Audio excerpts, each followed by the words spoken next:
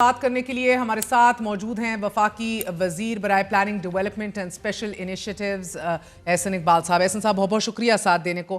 سر پہلے تو فرمائے دیجیے گا، آج ملاقات پھر نہیں ہوئی جس کی توقع کل پیر کو کی جا رہی تھی، اور پھر رانا صاحب نے کہا کہ آج تو ضرور ہو جائے گی، ان کے الفاظ ہیں آج پھر نہیں ہوئی، تو کیا تحریک انصاف صحیح کہہ رہی ہے that there are those within you جو سیبوٹاج کرنا چاہ رہے ہیں اس عمل کو؟ ملاقات کرنے کا وہی طریقہ ہے جو آئین اور قانون کے اندر دیا گیا۔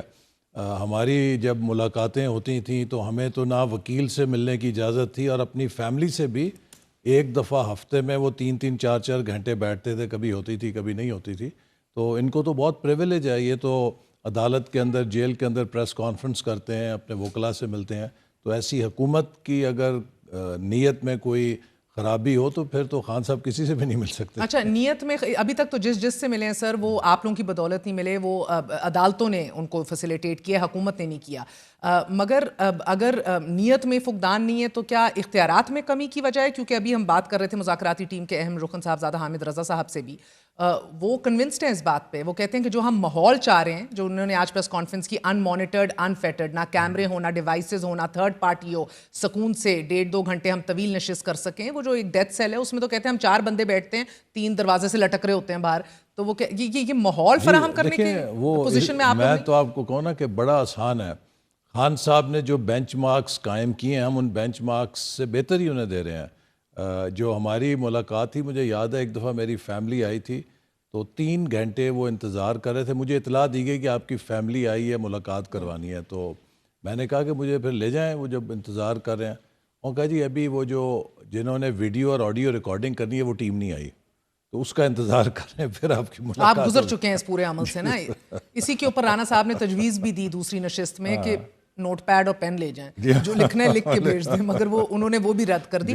یو ڈو انڈرسٹینڈ یہ پروسیس بڑا سمپل ہے، یہ فیڈرل گورنمنٹ کے انڈر جیل آتا ہے، بلکہ اڈیالہ تو ڈائریکٹلی پنجاب گورنمنٹ کے نیچے ہے، ایک آرڈر کی مار ہے، احکامات کی مار ہے، یا تو آپ وہ دینے کے جوگی نہیں ہیں، وہ دے ہی نہیں سکتے۔ جیل مینول کے اس میں قانون ہے، اس کے مطابق ملاقات ہوتی ہے، لیکن میرا خیال ہے کہ دیکھیے اس میں تالی ایک ہاتھ سے نہیں بجتی، دونوں ہاتھوں سے بجتی ہے، اور پی ٹی آئی جن حالات سے گزر رہی ہے اس میں اس کو نہ اسٹیبلشمنٹ کو بلیم کرنا چاہیے نہ حکومت کو بلیم کرنا چاہیے، وہ خود ذمہ دار ہے۔ آپ بتائیے کہ 2013 سے لے کے 9 مئی تک شاید دنیا میں ریکارڈ ہوگا کسی سیاستدان نے اتنے جلسے کیے ہوں جتنے خان صاحب نے کیے ہیں، کبھی ان کو کسی نے پھول بھی نہیں مارا۔ لیکن 9 مئی کے بعد دنیا بدل گئی ہے۔ دیکھیے دنیا میں آپ کو معلوم ہے کہ امریکہ کے پینٹاگون پہ جب حملہ ہوا تو انہوں نے کتنے ٹریلینز آف ڈالر خرچ کر دیے اس جنگ کے لیے جو اس حملے کی پاداش میں ہوئی۔ اسی طرح برطانیہ میں صرف آرسن ہوا، انہوں نے 24 گھنٹے میں 13 سال کے بچے سے لے کے تو وہ سب لوگ جو اس میں شریک تھے ان کو سزا دی۔ دنیا بدل گئی ہے تو اس لیے اب ہمیں اس حوالے سے دیکھنا چاہیے اور خود پی ٹی آئی کو اپنے طرز سیاست پہ غور کرنا چاہیے۔ مگر اگر میں عرض کروں یہ جو دنیا بدلی ہے اور سیاسی حیت تبدیل ہو کے رہ گئی ہے، اس میں آپ لوگوں کی اور حقیقت اور آپ کی سپیس بھی شرنک ہو گئی ہے بطور حکومت؟ نہیں، ہماری سپیس اور حقیقت تو ویسی ہی ہے، لیکن پی ٹی آئی کی سپیس شرنک ہو گئی ہے اس سیاست کی بدولت جو انہوں نے وائلنس کے ساتھ کی، اس سیاست کی بدولت جس میں انہوں نے ہمارے سلامتی کے اداروں کو نشانہ بنایا۔ یہ لوگ اس وقت ملک کے خلاف، ریاست کے خلاف اور سلامتی کے اداروں کے خلاف ایک نہایت ہی گھٹیا مہم چلا رہے ہیں، ایک ایسی مہم چلا رہے ہیں کہ جو را کو بھی آج تک جرت نہیں ہوئی کہ ہمارے دفاعی اداروں کے خلاف چلا سکے۔ تو سوال یہ کہ جب آپ اس 2 عملی کا شکار ہوں گے اور آپ کو ابھی کلیئرٹی نہیں ہے کہ آپ نے کس ترازو میں وزن ڈالنا ہے، تو یقیناً آپ کے لیے پھر مشکلات تو ہوں گی نا۔ یہی سوال میں احسن صاحب بار بار پوچھ چکی ہوں عرفان صدیقی صاحب سے، رانا ثناء اللہ صاحب سے، کہ آپ ان نشستوں میں یہ تو ڈیمانڈ کریں ایٹ لیسٹ کہ اس کو روکا جائے، ان ٹویٹر ہینڈلز کو اور باہر سے جو آپریٹ ہو رہی ہیں چیزیں، بٹ دے سے نو، ہم نے تو کوئی ڈیمانڈ ہی نہیں کرنی، یا تو پھر آپ لوگ تحریری طور پہ آپ بھی ڈیمانڈز رکھیں۔ ایک تو آپ لوگ بضد ہیں کہ تحریری طور پہ اپنی وہ ڈیمانڈز دیں، کیوں بضد ہیں ہم یہ بھی سمجھنے سے قاصر ہیں، شاید سیاست کرنی ہو، کل کو لہرانا ہو کہ یہ مانگا تھا N R O Imran Khan کو رہا کرو، سیاست تو چل رہی ہے نا۔ نہیں دیکھیں نا، وہ تو یہ بار بار اس میں تو کوئی ڈھکی چھپی بات نہیں ہے۔ پی ٹی آئی کے اسد قیصر صاحب اور باقی لوگ بار بار کہہ چکے ہیں کہ جی بانی پی ٹی آئی سمیت تمام قیدیوں کو رہا کرو۔ اب آپ مجھے یہ بتائیے کہ یہ قیدی کیا حکومت کے کسی ڈپٹی کمشنر کے ڈیٹینشن آرڈر کے تحت گرفتار ہیں؟ یہ سب کیسز میں ہے نا۔ جب آپ کیسز میں گرفتار ہوں تو اس کی رہائی حکومت کے انتظامی آرڈر سے نہیں ہوتی، اس کی رہائی عدالت کے اس کا ضمانت جواب سے بھی ہوتی آج ہے۔ پریس کانفرنس میں دیا ہے، انہوں نے کہا ہے کہ جو سیشن کورٹ سے لے کے ATC کورٹ سے لے کے ہر جگہ جو مداخلت ایجنسیوں اس کے تحت ہو رہی ہے اور پریشر میں لایا جائے. سر آپ بھی یہی کہتے تھے، وہ جنرل فیض حمید کی شوکت صدیقی جج سے ملاقات ہو، ادھر باہر ہم نے کیمرے لگائے مان لی ہوں بات، اہلکاروں کی، تو یہ نہیں ہے کہ یہ دیکھیں اگر ان کی بات مان لی جائے تو ہمیں بھی انہی حالات کا سامنا تھا، لیکن اس کے باوجود ہم نے انہی اداروں سے ریلیف حاصل کیا، انہی عدالتوں کے سامنے نہیں ڈیل کر کے، انہی عدالتوں کے سامنے مقدمہ پیش کر کے. حالت یہ ہو گئی تھی، مجھے یاد ہے سعد رفیق صاحب کی ضمانت تھی سپریم کورٹ میں، جج صاحب نے 3 دفعہ نیب سے کہا کہ میں یہ ضمانت دینے لگا ہوں، آپ مجھے 3 دفعہ میں پوچھتا ہوں آپ سے کنونس کریں کہ he is guilty of corruption. NAB had no answer. جب میری کرپشن ہوئی، اطہر من اللہ صاحب تھے، انہوں نے نیب سے 3 دفعہ پوچھا کہ گیو می ون ریزن کہ why I should not acquit him, just give me one reason. They could not give. So بات یہ ہے کہ اگر آپ کے مقدمے جھوٹے ہوں تو آپ کو کوئی دھکے سے اندر نہیں رکھ سکتا.